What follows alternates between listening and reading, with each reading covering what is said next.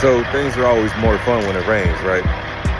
We're picking up a machine down here on some back country roads, as you can see behind me.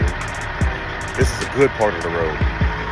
I stopped the truck here because this is the only part that's not completely covered in water and isn't just a muddy mess. So I'm waiting on the operator to bring the machine down to me.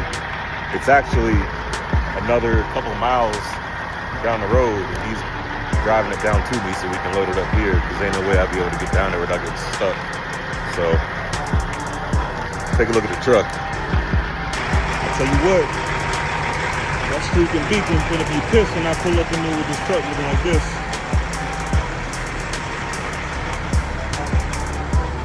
And it's only gonna get worse. I'm waiting on the operator to bring out the machine. It's way a couple miles down that way. Originally, I dropped it off down there, but I can't get back there because all the roads are underwater. Yeah, look at all this. Now, I do a lot of off-roading, but I mean, we're in South Texas, so it don't rain that often down here. We got a whole bunch of rain the past 2 days, so everything is underwater here.